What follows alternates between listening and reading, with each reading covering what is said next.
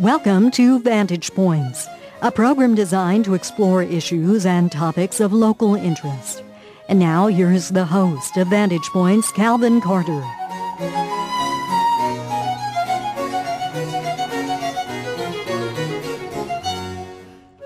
Welcome once again to our program. With me today is Brian Sampson with Unshackle Upstate. Brian, welcome back to the program. Calvin, thanks for having us on again. Brian, it's been a little bit since we talked, and I know the last time we talked, one of the things that we exchanged information on was the Affordable Care Act. And one of the things that you mentioned was, we really don't know the full impact of the Affordable Health Care Act yet because it hasn't been fully implemented. Not to mention the fact that most people hadn't read the thing even before it was passed. Right. So have you seen any impact yet from the Affordable Care Act? I know a lot of states are bucking at the idea of the health care exchanges. Yeah, I think here in New York, we haven't experienced a lot due to the Affordable Care Act and what's going to happen. Obviously, the legislature had a disagreement on our health care exchange, so the governor introduced it through an executive order, so we now have one. Our biggest concern with the health care exchanges and the Affordable Care Act really comes down to two issues. One, is the new change going to result in a higher cost for health insurance, keeping in mind that New York State already pays a tremendous amount for health insurance because we have about $4 billion in taxes on our health insurance premiums, so we stand to lose a little bit more than the rest of the country. And two, is it more burdensome? Is it going to be more difficult for people to get insurance and work their way through that exchange? And I think those are two of the questions that still remain out there with not a lot of answers. And, it's frustrating from the standpoint of we tend to look at things in such a vacuum and we don't think about the bigger picture and how a piece of the puzzle fits into the larger puzzle.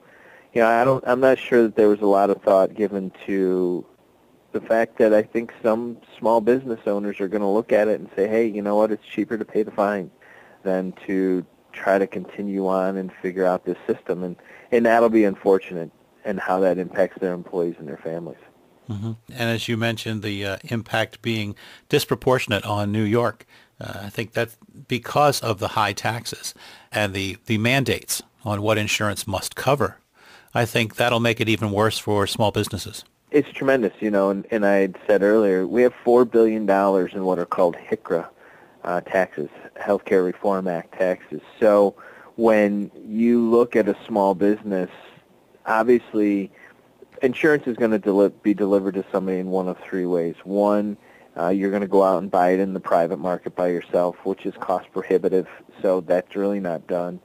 The second is it's going to be provided by the state or federal government. New York has more people enrolled in our Medicaid system than virtually anywhere else in the country. Or three, it's going to be employer-based, which is the way it's been since World War II.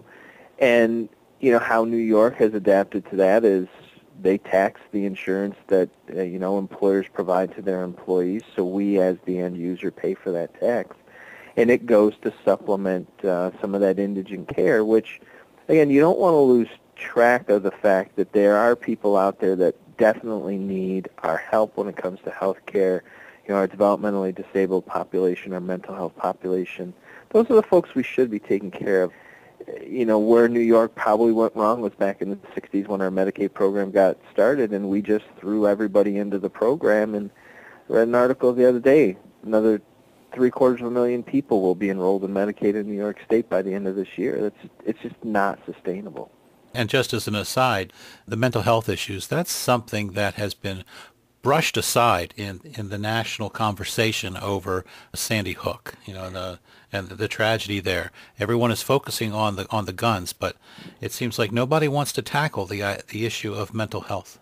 Yeah, it's the 800-pound elephant in the room. You can certainly do what you can legislatively to take away people's access to, I guess, what do you want to call them, assault weapons or high-capacity weapons, but if you don't fix the other side of that, and you can have as many background checks as you like, there's an old saying is and this is going to offend some people, and I apologize, you can't legislate crazy.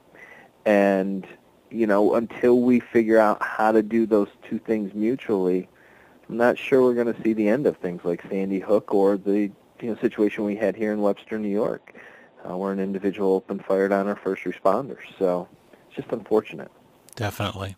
Well, Brian, on another note, how has the deal on the fiscal cliff impacted upstate New York? Again, I think states are now coming to a quick realization that you can't really depend on the federal government for a lot of things you used to in the past. If you look at the impact that Superstorm Sandy had on both New York, New Jersey, Connecticut, took the federal government the longest amount of time to appropriate the funding for the rebuilding and to take care of those people that were impacted by that storm. Of all the storms throughout the last 100 years, that took the longest. And it took the longest simply because of the partisanship that exists at the federal level. It's that same partisan mentality that is walking us towards what will now be the second version of the fiscal cliff in March. And it's unfortunate. What we need in Washington right now are people that are willing to put their party politics aside, take a step back and realize that what's best for this country right now is a series of spending cuts, a series of smaller revenue enhancements to help bridge that gap. But to say it's got to be all spending or it has to be all revenue is just doing a disservice to taxpayers. And I think on the state level we'll start to see that. We've seen a little bit of an increase in the state budget. We've seen a little bit of the state taking on some of those things that traditionally the federal government has handled. So it'll have a greater trickle-down effect a little bit later on. Mm-hmm. Do you think we've heard a lot about the sequester. Do you think sequestration will have a great impact on New York? We have a number of companies in New York State that provide materials and goods to the national defense, whether it's the Army, the Navy, whatever that is. So, yeah, it's going to have an impact if the federal government, specifically the military, isn't purchasing what it used to. It's going to have an impact. There's no two ways around it. Anybody that says otherwise is not looking at reality and doesn't want to, be honest. Sequestration will have an impact not only on New York but on every state because you have companies that provide services to the government. Well, here we are near the beginning of 2013. Actually, it's February as we speak. What is on the horizon agenda-wise that Unshackle Upstate is looking into? Well, we're very pleased with a couple of things. We were able to, over the last few months, work with the governor's office and other business organizations and members of the labor community to come up with two changes that will certainly help our private sector business, that is changes to the workers' compensation system and the unemployment insurance system, two things that have long been, a thorn in the side of business here in New York. So we're very happy to be moving forward with those plans. They're in the governor's budget, and we've been working with the members of both the Senate and the Assembly to get them passed. We obviously have some concerns about the talk not only at the national level but the state level about raising the minimum wage and the impact that could have on our small businesses and job opportunities for our kids. We're looking at those. And the other thing that we spend a lot of time looking at is the concept of mandate relief and, how it applies to our local governments, whether that be the municipality or the school districts. Simple fact of the matter is, local governments spend somewhere between 65 and 75% of their budgets on labor-related expenses, salaries, benefits, pensions. And we have some laws in New York State that dictate the terms of collective bargaining away from the local government on and give more strength and more power to the public employee union leadership in negotiating those contracts. We've got to come to the understanding that those things have to be changed. New York shouldn't be the only state with these very unique laws. We need to change them if we're going to find a way to make our communities affordable and sustainable.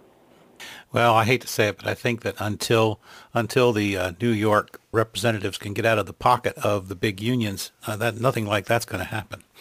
It's a big problem here, and there's a lot of debate over the last probably 12 months about the 99% versus the 1%. We have a different set of numbers we look at. We look at the laws that penalize the 92% at the benefit of the 8%, the 8% being the public employee unions that, again, no problems with our rank and file members and what they provide to our communities. We value our DOT and our DPW. We value our teachers.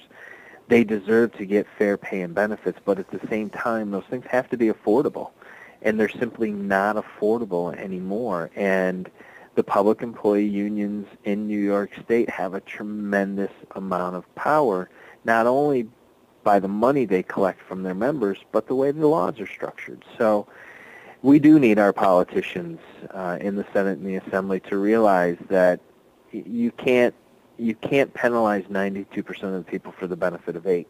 There has to be some fairness and some equity there. Mm-hmm. You mentioned briefly there about the unfunded mandates on schooling and the impact it has on local governments. I was telling someone in an interview in, I believe it was Philadelphia, about this, and they don't do things that way. The money comes from the city, from the state, and they were somewhat taken aback by the idea that these unfunded mandates were just driving the cost of all the towns and everything else. And that's the way it is here. We fund a lot of our local governments, both municipal and school district, through property taxes. It's why we have the highest property taxes in the country. It's why we pushed for, the strongest property tax cap that exists right now, capping that at 2% or slightly above, depending on some financial factors. We wanted that cap so that we could start to have this greater conversation about the unfunded mandates and what they mean. And one person's, mandate about something that they want is, a whole bunch of other people's unfunded mandate. So it's a delicate balance, but it's one that we continually talk about because not a lot of people are paying attention to it, but it has a tremendous impact. Is that issue getting any traction at the Capitol? Yeah, there are two provisions in the governor's budget this year. One about changing binding arbitration and making the arbitrators consider the community's fiscal ability to pay a new contract for the police or firefighters. So that was very good. The governor's also offered up for lack of a better term, it's a pension smoothing bill, one that will allow municipalities to lock into a predictable rate. So in essence, it's, for your listeners, it's the difference between a variable rate mortgage or a fixed rate mortgage. Right now our pensions are variable from year to year, and it just has a tremendous impact. This year being an example, pension contributions for local governments are going up 40% from last year. So you have a 40% increase in pensions, yet you have a 2% increase in your property taxes that you're allowed. It's just a system that's upside down. So the governor's trying to advance some different ways to do that. Unfortunately, he looks like he's going to be fought on the issue by, the comptroller and most likely, some of the teacher retirement systems. So there have to be options on the table. He's advanced one. Not a lot of other people are putting other options on the table. Again, as to our previous conversation, I think they're afraid of the public employee leadership and the retribution that may come from that. Well, it's a difficult situation the state finds itself in, and it should be interesting to see as all these items play out just how impactful the sequestration will be and the Affordable Care Act and the policy that gets passed in Albany. Brian Sampson, Executive Director for Unshackle Upstate, thanks again for coming on our program. Always a pleasure, Calvin. Anytime you need us, let us know.